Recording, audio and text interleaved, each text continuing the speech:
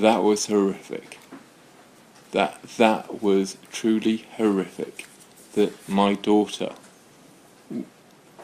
was videoed, was followed by a detective with a camera.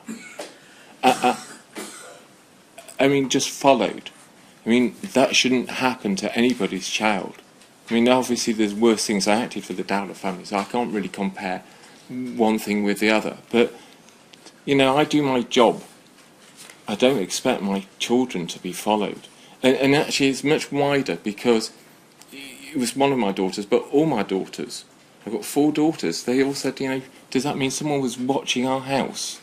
And the fact is that video, until it was handed to the police, was sat in the offices in Wapping at News International.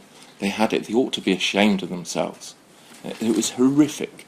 It was a horrific moment to be shown that. I didn't know what I was going to see. I went to the police station and I reasonably calm, but I didn't expect to see that. They had no right to do that. All right.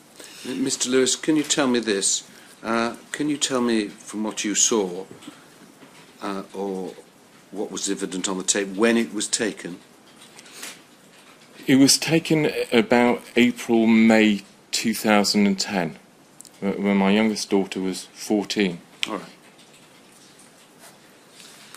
You were also shown a report which was produced by a private investigators agency called Tetrix, weren't you? I was shown that. And that was a report which had been commissioned by a solicitor, Mr. Julian Pike of Farrett and Company, who was acting for News Group News Limited. Correct. Now, we won't go into the contents of that report for reasons of your privacy and the privacy of other persons. But it's right, isn't it, that the report, the purpose of the report seems to have been to investigate aspects of your private life.